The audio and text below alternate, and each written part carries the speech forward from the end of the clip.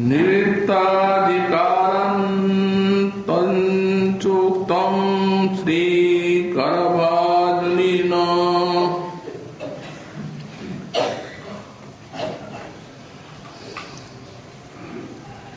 देवर्षिभूताप्तनृणां पितॄणां न किङ्करुणां वृणीचराजन् सर्वात्मना शरणं शरण्यं गतो मुकुन्दं परिहृतकर्तम्।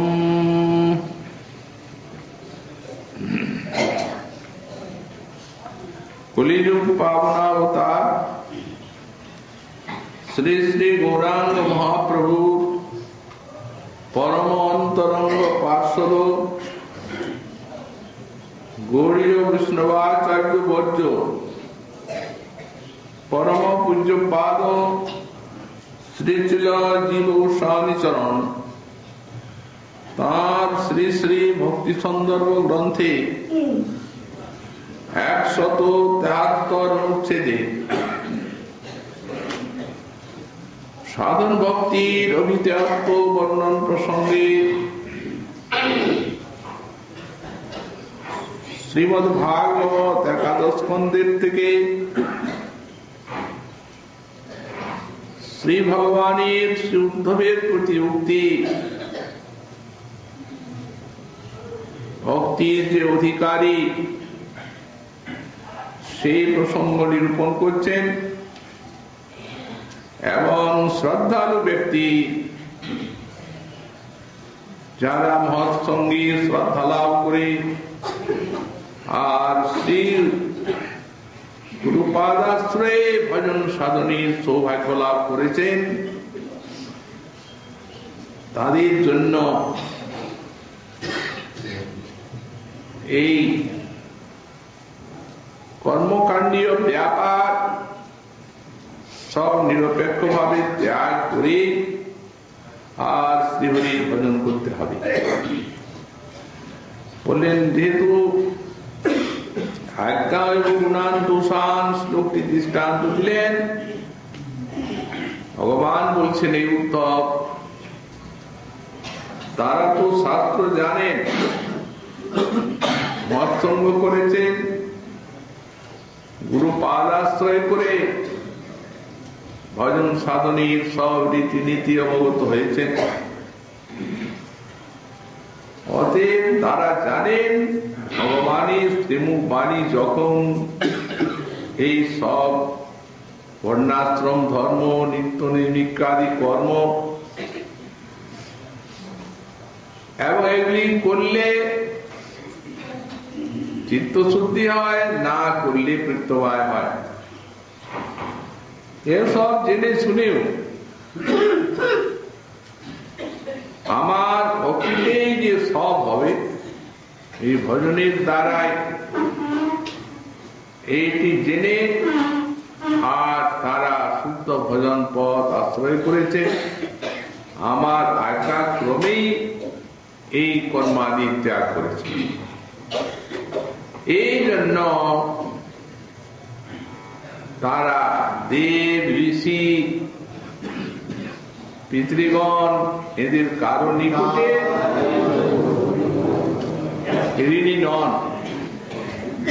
এই কথাটি আমরা শ্রীমদ্ ভাগবতে শ্রীকরভাজনের উক্তিতে দেখতে পাই। মহারাজ নিমের প্রতি বললেন, হে রাজন, এই সমস্ত অধিকার কর্মীদের এই পঞ্চযজ্ঞ ইত্যাদি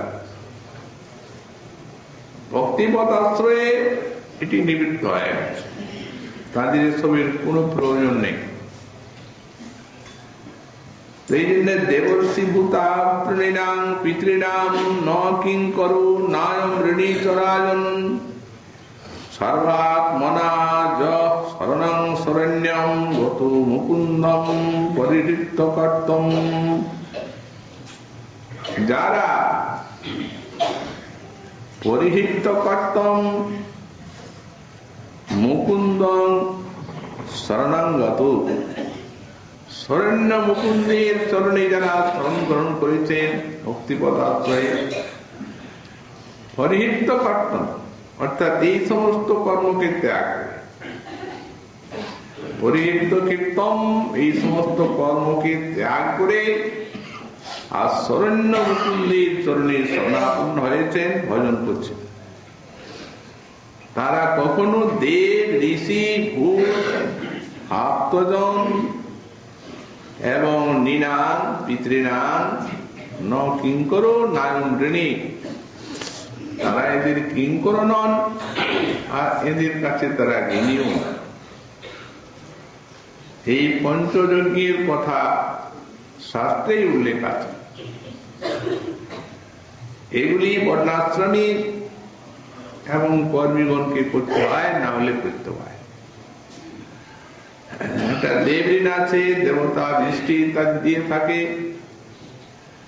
তার ফলে শস্যাদি উৎপন্ন হয়, মানব কুল প্রাণ ধারণ করে। এই জন্য দেবঋণী চাল পরিণতি করতে হয়। ঋষি ঋণ আছে, তাদেরও সেই রকম তপস্যাদির ফলে এই জগতের যে জীব কুল তারা বিবিধ শ্রেয় লাভ করে থাকে। এই জন্য ঋষি ঋণ শোধ করতে হয়, তাদেরও তর্পণ আদি করতে হয়। এবং ভূত ঋণ আছে, ক্ষুদ্র ক্ষুদ্র কীট পতঙ্গ, তাদের দ্বারা অনেক উপকার আছে। মানবের তাদেরকেও কিছু খাদ্য দ্বারা তর্পণ করতে হয়।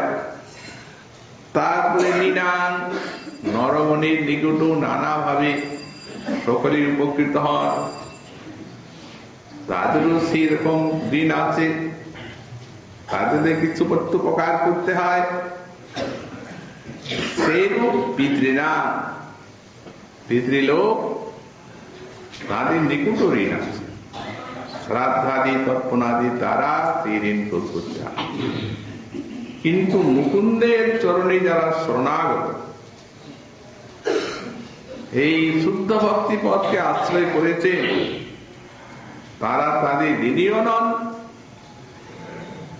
এবং তারা তাদের কিঙ্কর না।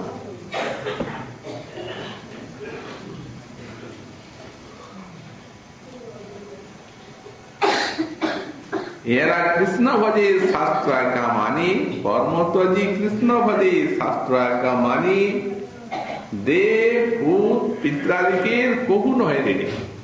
এরা দেবতা, ভূত, পিতৃলোক ইত্যাদির কাছে কোন সময় ঋণী নন। তেসাং নিজেই ব্যাখ্যা করছে ন কিঙ্কর, তাদের কিঙ্কর নন। কিন্তু ভগবতে এদের কিঙ্কর নন, কিন্তু ভগবানের কিঙ্কর। তিনি ভগবানের চরণে শরণাপন্ন হয়েছেন, তার চরণে আশ্রয় নিয়েছেন, তারই তো কিঙ্কর, ভগবানের সেবা করবেন। ইতি অনধিকারিতম, এদের এদিক করতে হবে না, সেসব করলেই দোষ আছে। কর্তম কৃতম, নিখিল কর্ম ত্যাগ করে তো ভজন করছেন। এই জন্য যে সকল ভগবানের আদেশে এই নিখিল কৃত কর্মাদি ত্যাগ করে আর ত্রিহৃদ উপাসনা করবে। এই কর্তম শব্দে যে স্বামীপাদ টিকা করেছেন সেটিও উদ্ধৃত করে দিচ্ছেন। কর্তম ভেদম ইত্যর্থে তত দেবতাদিনাং স্বাতন্ত্রম ইতি যায়। বলছেন এখানে স্বামীপাদ ব্যাখ্যা করছেন পরিহিত কর্তম।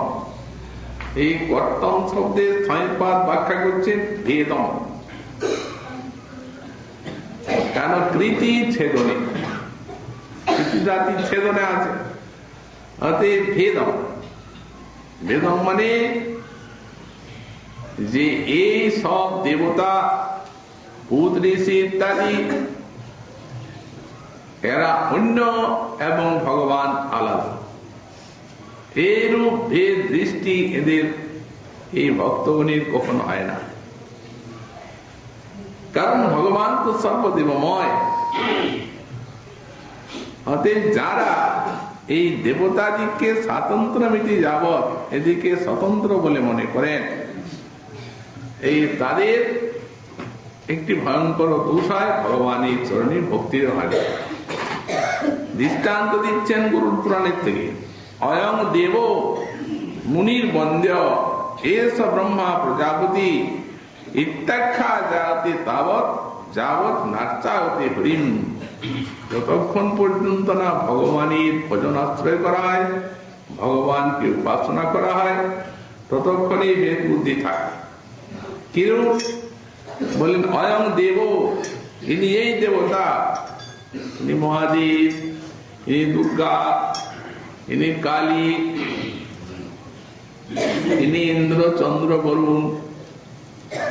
অতএব এই রূপ বুদ্ধি এবং মুনির বন্ধু এবং এই মুনি, একে বন্দনা করতে হবে, তাকে বন্দনা করতে হবে। ইনি ব্রহ্মা, ইনি বৃহস্পতি, এরা অর্চনীয়। ইত্যাখ্যা যাওয়াতে তাবৎ, এইরূপ বুদ্ধি ভেদ বুদ্ধি ততদিনই হয় যাবৎ হরিং ন অর্থতে, যতক্ষণ পর্যন্ত না ভগবানের চরণাশ্রয় করায় এবং তার অর্চনা সেবা করায়। সর্বদেবময় হরি, সর্বময় সর্বব্যাপী, সর্বম সমাপ্নোতি ইতি সর্বম। তিনি সব সমাপন করেন, এই জন্য তার নাম সর্ব। তো সুতরাং তার আরাধনাতে সকলেরই পরম সন্তোষ হয়ে থাকে, আর পৃথক ভাবে আরাধনার প্রয়োজন হয় না, অধিক সন্তোষ হয়। এই পৃথক দৃষ্টিতে দোষ, হরির চরণাশ্রয় করলে এই দৃষ্টি আসে না। ন চ বিকর্ম প্রায়শ্চিত্ত রূপম কর্মান্তরম কর্তব্য। আর বিকর্মের যে কথা বলা হলো, দুইবার যদি জন্মান্তরীণ ওই দুর্বাসনার ফলে কোনরূপ ভজন জীবনী বিকর্ম আপত্তি হয়, বুদ্ধিপূর্বক তো ভক্ত করবেন না, কিন্তু দৈবাত যদি এটি হয় তো বললেন তাহলে কর্মীর মতো কর্মী যেন পাপাদি করতে গেলে যেন প্রায়শ্চিত্তের বিধান আছে, সেই প্রকার এদের পৃথক প্রায়শ্চিত্তের কোন বিধান শাস্ত্রে দেওয়া হয়নি। সুতরাং এই জন্য আর কোন প্রকার কর্মান্তর এটি তাদের করার প্রয়োজন নেই। তৈষ্ট তৎসরণস্য বিকর্ম প্রবৃত্তির অভাব। তো সুতরাং তার শরণাপন্ন যারা, তাদের তো বিকর্মে প্রবৃত্তি আসে না, তবে কছঞ্চিত আপতিতোপি বিকর্মণি তদ অনুস্মরণে নৈব প্রায়শ্চিত্ত স্যাৎ। এই যে ভগবানের ভজন করছে, শ্রবণ কীর্তন অর্চন বন্দন স্মরণ, উনি মনে চিন্তা করেন না যে ভজনের দ্বারা আমার বিকর্মটা নাশ হবে। ওটা করতে গেলে তার নাম বলে পাপাচরণে প্রবৃত্তি বলেন, এই ভজনের আনুষঙ্গিক ফলে ভগবানই সেটা নাশ করে থাকেন। ভক্তের ইন্দ্রিয়ে সেই রূপ দৈবাত আপরিত বিকর্মের জন্য অনুতাপ এবং দৃঢ়ভাবে ভগবানের চরণে ভজন বা প্রপন্ন হওয়া। তাছাড়া কোন কর্মান্তরের দ্বারা যে প্রায়শ্চিত্ত কর্মের মতো এটি করতে গেলেই তাদের দোষ আছে, অনন্য ভক্তির ক্ষতি আছে। সেই জন্য বললেন তৎ অনুসরণে নৈব প্রায়শ্চিত্ত সাত আনুষঙ্গিক। এটা আনুষঙ্গিক ভাবে, এটি আনুষঙ্গিক ভাবে সিদ্ধি হচ্ছে। ইতি অনন্তরম পদ্যে নৈব, পূর্বের পদ্যটি এখানে পুরোপুরি দৃষ্টান্ত দিচ্ছেন। সপাদ মূলম ভজত প্রিয়স্য তপ্তান্য ভাবস্য হরি পরেশ বিকর্ম যৎপতিতং কথঞ্চি ধুনতি সর্বং হরি সন্নিবেশ। ভগবান হৃদয়ে আছেন, কথঞ্চিত যদি বিকর্ম আপতিত হয় তো তিনি সেটিকে ধুনতি পরিষ্কার করে। যেহেতু ভজন করছেন যারা, এই দৈবাত আপ্লুত জীবী কর্ম এটি এমন কোন ব্যাপার, ওটা শ্রী ভগবানেরই কাজ। যিনি সন্নিবিষ্ট আছেন ভগবান নাশ করে থাকেন ক্ষিপ্রং ভবতি ধর্মাত্মা শান্তি নিগচ্ছতি, শীঘ্রই ধর্মাত্মা হয়ে যান এবং শাশ্বত শান্তি লাভ করেন। এখন যে সমস্ত অনর্থগুলি ভক্তের অপরাধের থেকে যায়, ইহলোকের এবং পূর্ব জন্মে, ইহজন্মের পূর্ব জন্মে সেই মুখ থেকেই ভয় আছে। এই জন্য গোস্বামীপাদ উল্লেখ করে দিয়েছেন, এগুলিকে বিশেষভাবে লক্ষ্য রাখুন। এগুলি কিছু নয় যে দৈবাত আপতিত হয়, কিন্তু ওগুলো তো ভক্তির নাশক। পাঁচটার কথা বলেছেন, তার মধ্যে একটা বলছেন কাপুট্য বা কুটিলতা। এই জন্মেরই মহৎ অপরাধের ফলক, পূর্বজন্মেরই মহৎ অপরাধের ফলক। এই কৌটিল্য যদি থাকে তাহলে সর্বনাশ, ভক্তির নাম। দৃষ্টান্ত দিচ্ছেন দুর্যোধন সাক্ষাৎ ভগবানকে এই কৌটিল্য নিয়ে নিবেদন করলে রাজভোগ ভগবান গ্রহণ করবেন না, উপেক্ষা। দুর্যোধন তো উনি ভগবানের লীলার সময়ের ব্যক্তি, তার কথা তো আমাদের মধ্যে আসতে পারে না। গোস্বামীপাদ বললেন আমাদের মধ্যে আমরা কি করে বুঝবো কোনটা কৌটিল্য? বললে দেখুন, সাধু, গুরু, ভগবান, শাস্ত্র, এগুলির যে অচিন্ত সব মহামহিমা, এগুলি তো আমরা শাস্ত্রেতেও দেখছি, শ্রবণ কীর্তন করছি, মহানুভাব মনের নিকটও শুনছি। কিন্তু এগুলি জেনে শুনেও যাদের এই সাধু গুরু ভগবানের প্রতি বাহিরে অর্চনার আরম্ভ আর ভিতরে শ্রদ্ধা আদর নাই, অনাদর, একটি ভয়ঙ্কর ভক্তির নাশক।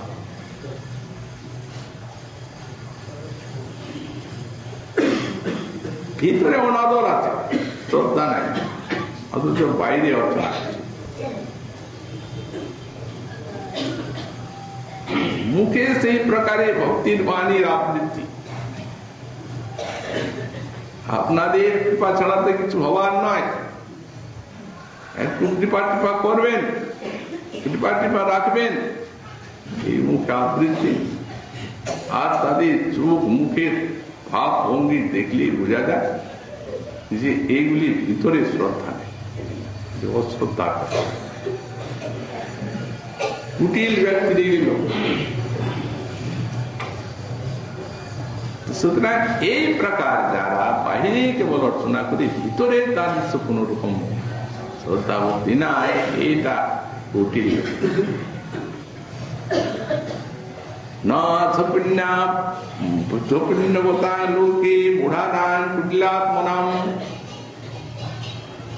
ভক্তি ভগবতী গোবিন্দে কীর্তনং স্মরণ।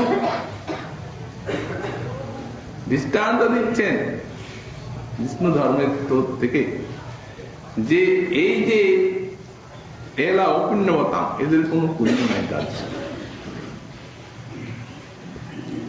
এই দুটি লাভমা বাহিরে এক আর ভিতরে এক। ভক্তি সাধনায় সরল প্রাঞ্চা, যা বাইরে তাই। কারণ ভগবানের নিকটে বাইরে তাকে ভক্তি দেখিয়ে তো ঠকানো যায় না। গুরু বৈষ্ণবকে হয়তো কিছুটা ঠকাবেন, কিন্তু তার হৃদয়ে তো ভগবান বসে আছে, তার দৃষ্টি এড়াবার কোন উপায় নাই। সরল প্রাণী ভগবানের চরণে শরণাগত হতে হয়। অন্তরায় বলতে এগুলি ভয়ঙ্কর, এগুলির দিকে বিশেষ সতর্ক দৃষ্টি। এইখানে একটা বিষ্ণু ধর্মোত্তরের শ্লোক প্রমাণ দিচ্ছেন, বলে এদের গোবিন্দে ভক্তি হয় না, শ্রবণ কীর্তন স্মরণ করছেন কিন্তু ভক্তি হবে না। ভক্তির না ভবতি গোবিন্দে কীর্তনম স্মরণম তথা, হবে না।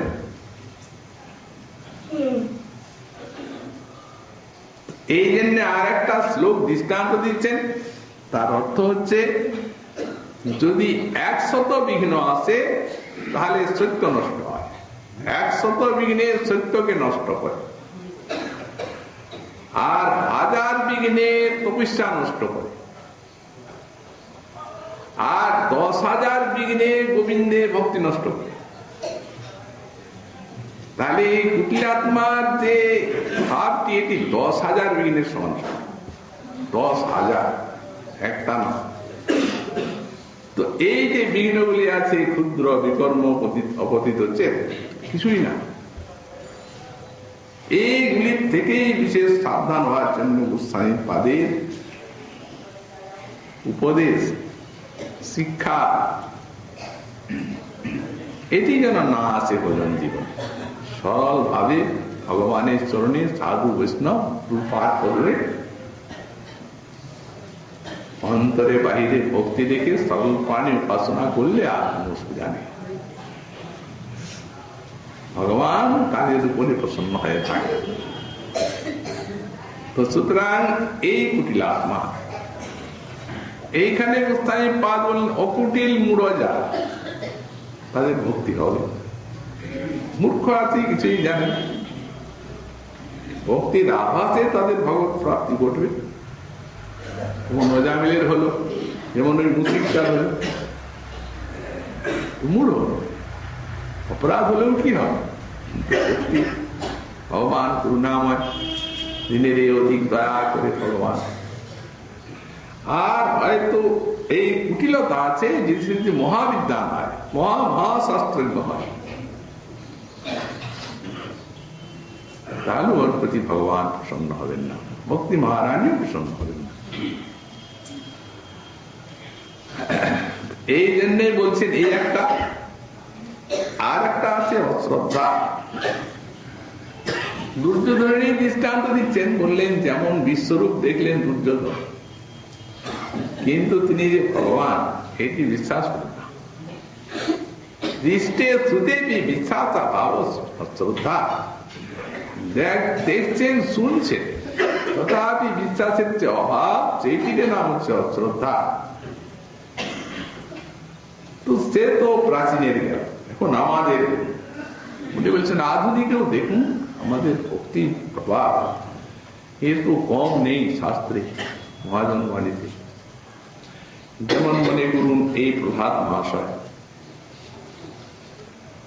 কি সব অসুর কর্তৃক যে সমস্ত তাকে তার মৃত্যুর জন্য বাধা, কি সব বাধা অতিক্রম করলেন তিনি, তার প্রতি যে অত্যাচার এই হিরণ্যকশিপু তার পিতা হয়ে আর দুরন্ত অসুরেরা যা করেছিল, এটি এই ভক্তি জগতে কারো প্রতি হয়েছে বলে কেউ জানে না, শুনে না।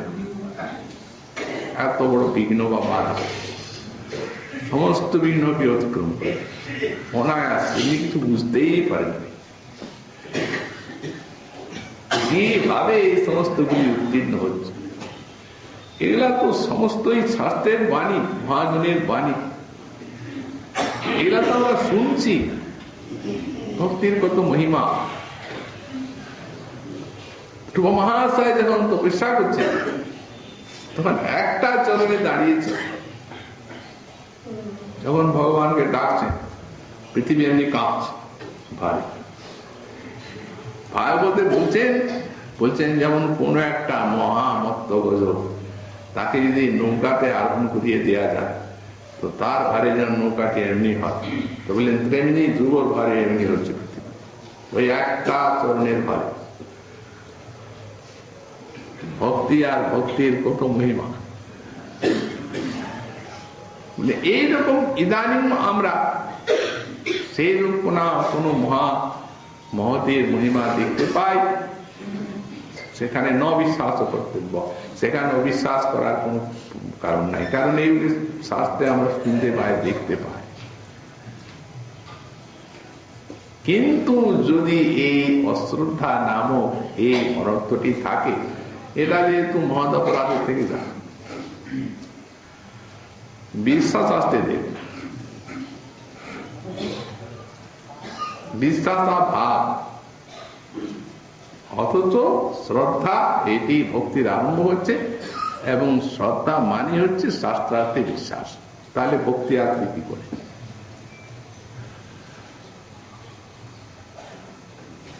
এই দুই গেল। একটি বলছেন যে ভগবত নিষ্ঠার চাবক বস্তুন্তরা নিবেশ, ভগবানের ভজনের যে নিষ্ঠা, সেটাকে বিচ্যুত করে দেয় মনের থেকে, এইরূপ ইতর বস্তুতে অভিনিবেশ, জাগতিক জড়ীয় বস্তুতে অভিনিবেশ, যার ফলে ভগবানের নিষ্ঠাটা বিচ্যুত হয়ে যায়, ভজনের নিষ্ঠাটা থাকে না। দৃষ্টান্ত দিয়েছেন, বললেন যেমন রাজর্ষি ভরত, ইতর জিনিস একটা হরিণ শিশু, তার প্রতি তার আবেশ এলো, তিনি যৌবনকালে রাজ্য ছেড়েছেন, মনোজ্ঞা স্ত্রী ত্যাগ করেছেন, গুণবান পুত্র ত্যাগ করে বৈরাগ হয়ে বনে চলে গেছেন, ফল মূল জল খেয়ে যিনি ভগবানের উপাসনা করছেন, তার পক্ষে একটা হরিণ শিশু, তার উপরে মমতা এলো, ইতর বস্তুতে অভিনিবেশের জন্য তাকে 3 জন্ম ঘুরতে হবে। তবে এই ক্ষেত্রে আমাদের গোস্বামীপাদির একটা সিদ্ধান্ত আছে, বলেন এটি আসলে ভরতের বিঘ্ন নয়, যাতে যারা ভগবানের ভজন পথ আশ্রয় করেছেন, তারা যাতে এইরূপ ইতর বস্তুতে অভিনিবেশ, এইটা যে কত বড় ভজনের ক্ষতিকর, এই শিক্ষাটা গ্রহণ করুন। উনি এই শিক্ষাটা জগৎকে দিয়ে গেলেন। আমার একটা হরিণ শিশু, যে ব্যক্তি রাজ্য ত্যাগ করে, স্ত্রী ত্যাগ করে, পুত্র ত্যাগ করে সংসার, হরিণ শিশুটা,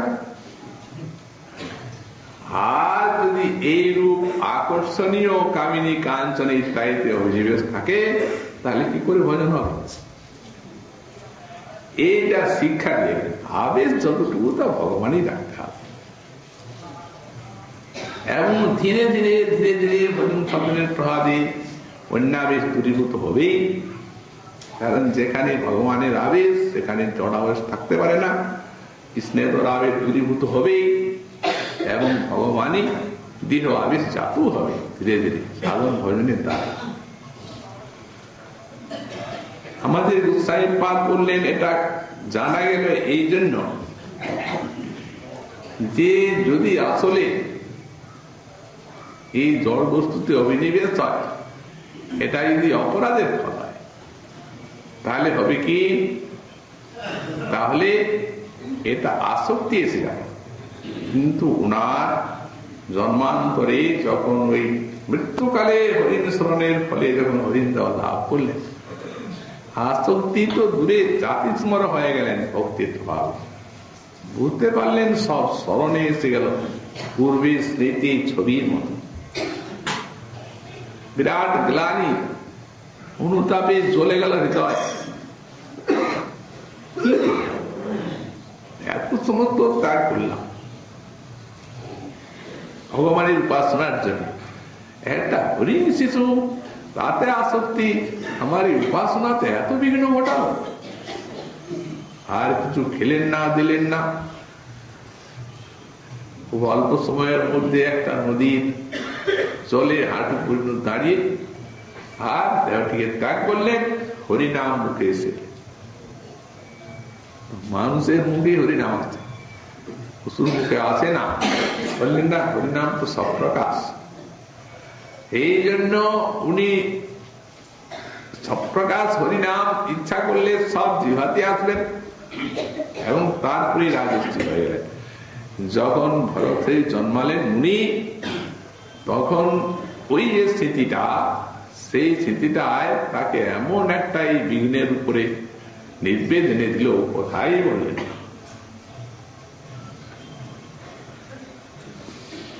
আর যার বাণীর আলোকে মহারাজ ভুবনের মতো যে নিন্দু এবং বিষয়ী অহংকার, বৈষ্ণব জানে না, ভক্তিও জানে না, কিছুই নাই তোর ব্যক্তি, বিষয় আবিষ্ট রাজা, তার সঙ্গে সঙ্গে চিত্ত শুদ্ধ হয়ে গেল, ভক্তি পেয়ে গেল।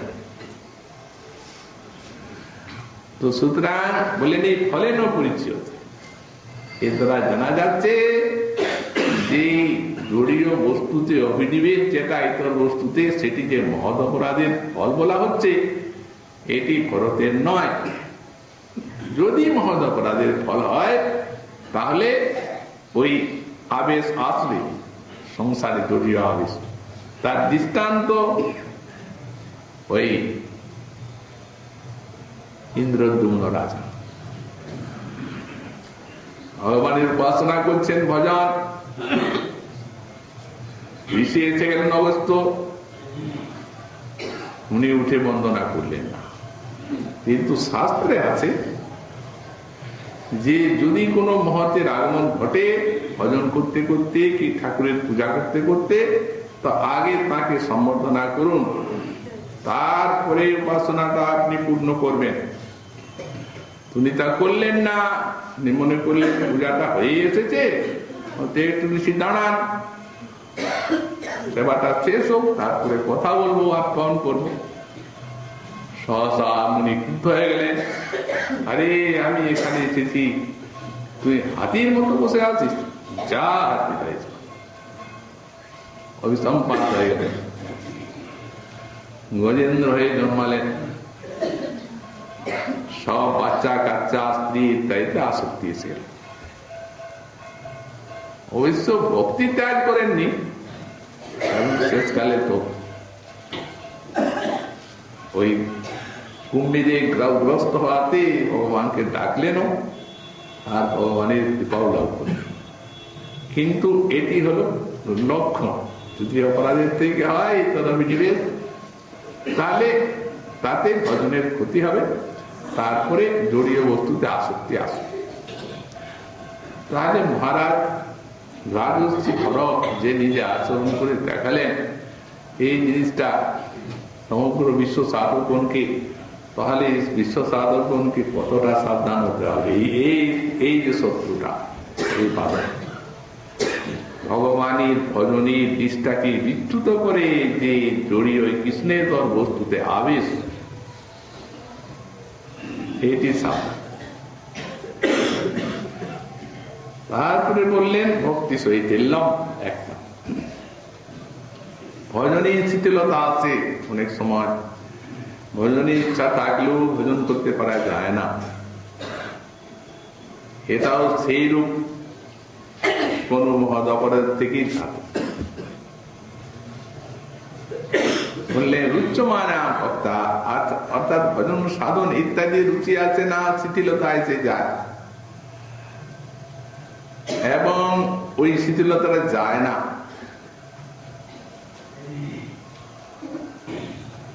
এটি তো ওই ভক্ত সাধককে লক্ষ্য রেখে যাতে ভগবানের নাম গুণ লীলায় চিত্তটা নিবিষ্ট হয়, সৎসঙ্গ মৎসঙ্গ করা, এবং সেই রূপ মহৎ কৃপা লাভ করে ধীরে ধীরে যাতে শ্রবণ কীর্তনের রুচি আছে, তাহলে ধীরে ধীরে এটি কেটে যায়। যদি এই জন্মের জ্ঞাত মহৎ অপরাধ না থাকে, যদি জ্ঞাত মহৎ অপরাধ থাকে, তখন যে যার চরণে অপরাধ তার কাছে ক্ষমা চেয়ে দিতেই হবে, নাহলে অন্য উপায় ওটা যাবে না। অথবা তিনি একান্ত ক্ষমা না করলে নিয়ম করা আছে নিরন্তর নাম কীর্তনের দ্বারা। আর স্বভক্ত কৃতমানিতম, ভক্তির যে অভিমান, এই লাভ পূজা প্রতিষ্ঠা এই ভয়ঙ্কর। আমাদের মহাপুরুষ তো বলেই দিয়েছেন প্রথমে উপশাখার পরিবিচ্ছেদন। এই উপশাখাগুলি প্রথমে ছেদন না করলে এই উপশাখায় ফল ফুল হয়ে যাবে। কিংবা যদি লতারঙ্গি উঠে উপশাখা লাভ পূজা প্রতিষ্ঠা অসংখ্য তার লেখা। প্রথমে উপশাখার পরিবেচ্ছেদন, তবে মূল শাখা বাড়ি যায়।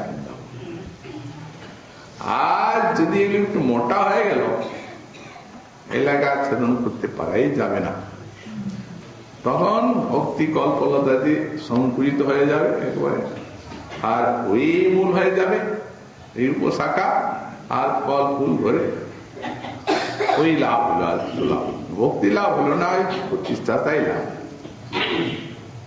এই জন্য মহাজনগণ একেও ভয়ঙ্কর ভয় করেছে। শ্রীপাদ সনাতন গোস্বামী পাদ বলেন, এর মতো চোর আর কেউ নেই, আর এর মতো শক্তিশালী আর কেউ নেই।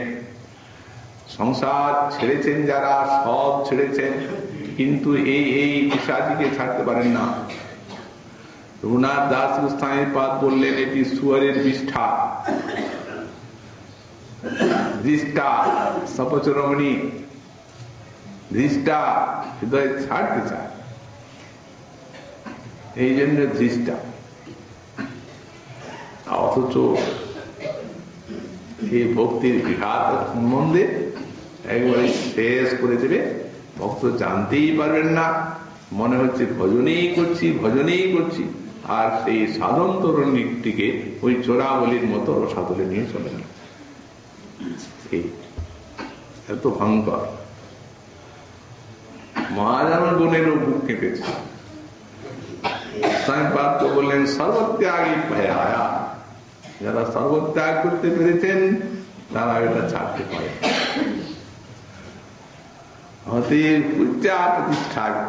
প্রতিষ্ঠা বিষ্ঠায়া, এই প্রতিষ্ঠা স্বরূপ বিষ্ঠাকে, শরীর বিষ্ঠাকে ত্যাগ করার জন্য মহৎ যত্ন করবেন সাধক।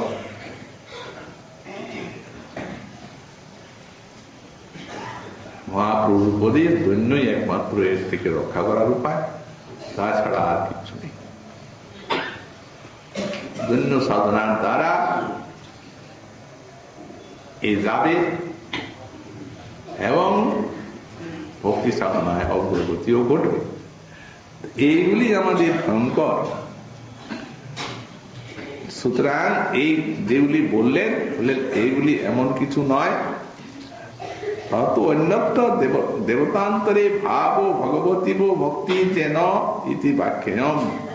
বলেন এইটা ভগবানে যেমন ভক্তি করা দরকার, যদি কেউ মনে করেন অন্য দেবতাকেও সেরকম ভক্তি করা দরকার, ক্ষতি তো নাই। ভগবানকে ভজন করছি ঠিক আছে, যখন কালী, দুর্গা, মহাদেব, গণেশ, লক্ষ্মী এদের সব দিন উপাসনা করে আসছি, তখন কি ক্ষতি আছে? লক্ষ্মী মানে কিন্তু এখানে ধনের অধিষ্ঠাত্রী দেবী জাগতি, ওই কমলা। এদের উপাসনা করছি সকাম ব্যক্তি, তো ঠিক আছে, ভক্তিপথ আশ্রয় করেছি, গোবিন্দের সেবা করব, এরা সেবা করছি এদেরও করব। বললেন এই যে দেবতান্তরে ভাব ভগবতীব ভক্তি যেন, ভগবানের ভক্তি আছে আর তাদের প্রতি ভক্তি রাখবেন, এটা কর্ম হেতু। বললেন এই যেটা, সেইটি হচ্ছে এই দেবতান্তরে ভক্তি। সুতরাং অত্র কর্ম পরিত্যাগী হেতু তেন বিধানাৎ শ্রদ্ধা শরণপত্য একাত্মত্বম লভ্যতে। যেহেতু এখানে কর্ম পরিত্যাগের যে হেতু এলো, বললেন শ্রদ্ধা আগে হবে, তারপরে তো কর্ম পরিত্যাগ করবেন, কারণ ভগবান তো বলে দিয়েছে মৎকথা শ্রবণাদু বা শ্রদ্ধা যাও। যতক্ষণ না শ্রদ্ধা জাত হচ্ছে তখন কর্ম করতেই হবে, তখন কর্মের অধিকার থেকে যাচ্ছে। শ্রদ্ধা জাত হলো কর্মত্যাগ।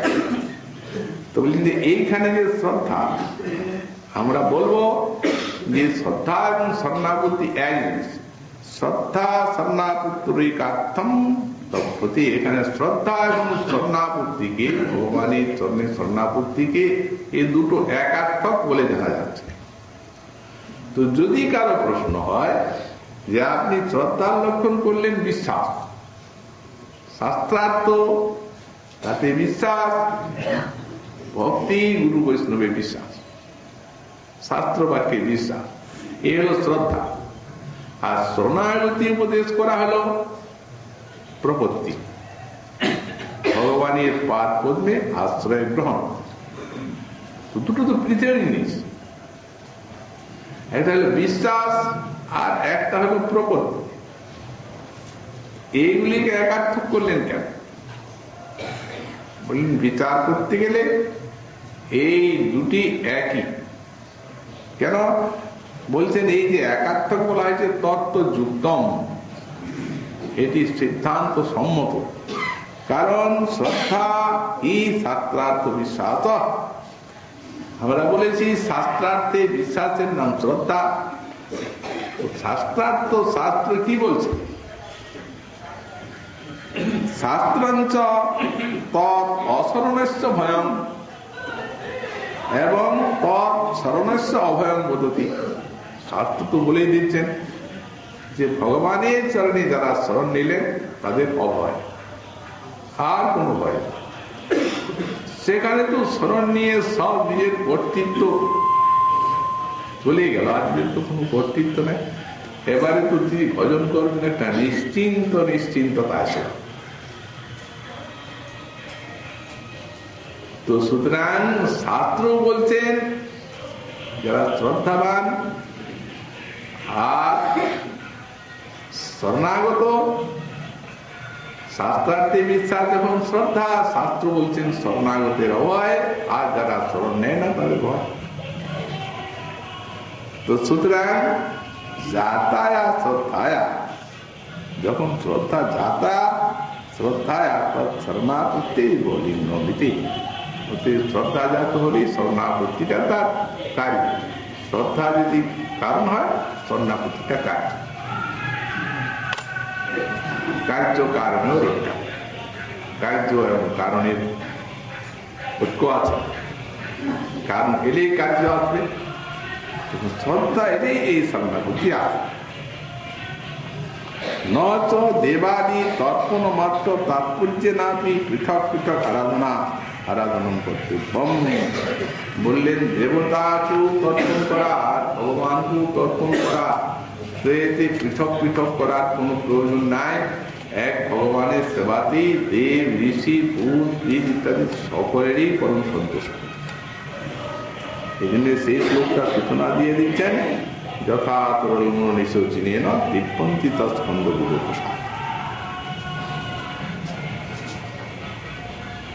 যেমন বৃক্ষের মূলকে সেচন করলে শাখা প্রশাখা সব গরম পুষ্ট হয়ে আনন্দ লাভ। পৃথক ভাবে শাখা প্রশাখা জল দেওয়ার দরকার নাই। কেউ যদি বলেন দেখা তো যায় যে বৃক্ষের মূল জল দেওয়া হচ্ছে, আবার শাখা প্রশাখা গুলো দিলেও চকচক করে, ভালোই তো হয়, ক্ষতি তো নেই। তেমনি ভগবানেরও ভজন করব আর অন্যান্য দেব দেবীর বা ভজন করলাম, তো ক্ষতিটা কি? ভালোই তো হয়। কিন্তু তারপরেই বললেন যতেন্দ্রিয়ারাম প্রাণোপহারা যতেন্দ্রিয়ারাম তদেব সর্বানমচ্যুতে। যা যে ভাগে খাদ্য দিলে সব ইন্দ্রিয়, এই জিহ্বা স্বরূপ হচ্ছেন কৃষ্ণ, আর ইন্দ্রিয় অন্যান্য দেহ ইত্যাদি ইন্দ্রিয়গুলি হচ্ছে অন্যান্য দেব দেওয়া। কারণ তার কারণে সর্বদেবময়, তার সেবা করলে পরম পুষ্টি। আর যদি তার জিহ্বাকেও দেওয়া যায়, আর চক্ষু কর্মকেও কেটে কেটে কিছু খাবার ঢুকিয়ে দেওয়া যায়, তো চোখ কানা হয়ে যাবে আর কান খাওয়া যাবে। অনন্য ভক্তির হানি না, সেটাই ভজন হবে, আর না সে দেবী। এই জন্য কৃষ্ণ পাঠ আশ্রয় করলে এই দেবারাধনা শাস্ত্রের তো বাণী। যে এরকম কারো কারো মনে হয় সংসারী মানুষের যে কৃষ্ণের সেবা করবো আর সেই সেবা করে আসছি, অন্যান্য দেব দেবী তাদের না করলে তারা রেগে যায়, রাগ দেখে ওরা তো আনন্দে আহ্লাদে আর খান, রাগ আর প্রশ্ন কি? এগুলা তো শাস্ত্র বহির্ভূত সমস্ত একটা ধারণা, শাস্ত্র মহাজনের উপদেশের বহির্ভূত এই সমস্ত ধারণা, কুসংস্কার যাকে এগুলা ছাড়তে। সূর্যের যখন আশ্রয় গ্রহণ করা হয়েছে তখন এই আধারগুলো আমাদের মনে কেন থাকে? শাস্ত্র মহাজন বাণী তাদের যদি বিশ্বাস না হয় তো ভগবানের ভজনেরই অধিকার থাকতে, শাস্ত্রার্থ বিশ্বাস নিঃশ্রদ্ধা। এই জন্য এই কথাটি বললেন, আর একবার উল্লেখ করে দিলাম, তাই অনুরূপ প্রাপ্তে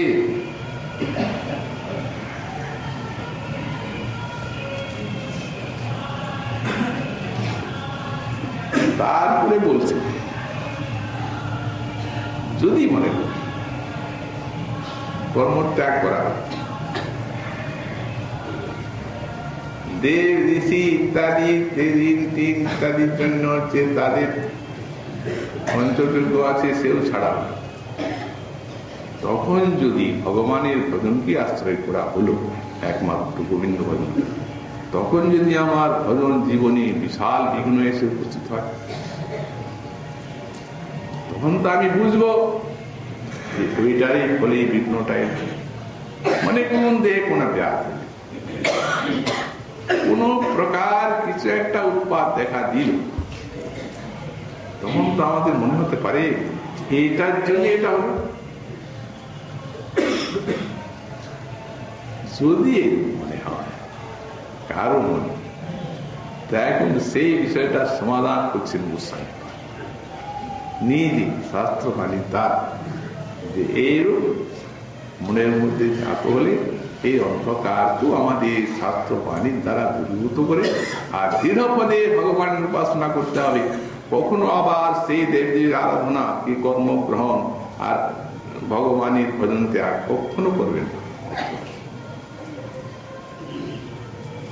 ভক্তি জীবনে যদি বিঘ্ন আছে, ভজন জীবনে যেটা ভগবানের চরণে ভক্তিকে বাড়ায়।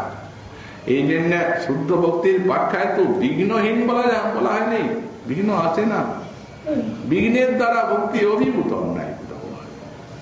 ভজন করলে বিঘ্ন আসবে না, তার আসতে পারে, আর নাই যদি বিঘ্ন আসে তো ভজন জীবনে ঘুম এসে যাবে, আলস্য আসবে। এই ভগবানের চরণাশ্রয়ে শত্রু মিত্র হয়ে যায়, এই বিঘ্নই তখন মিত্র হয়ে ভগবানের চরণে পৌঁছে দেবে। এর শাস্ত্র এতেই তো কত বিশ্বাস রাখে। এখন গোস্বামীর পাশ এই বিষয়টি ব্যাখ্যা করছেন। মহাপ্রভুর কৃপা হলে আগামীকাল আবার সেই বিষয় করবো। আজ আমাদের সুসন্দর্ভ কথা এখানে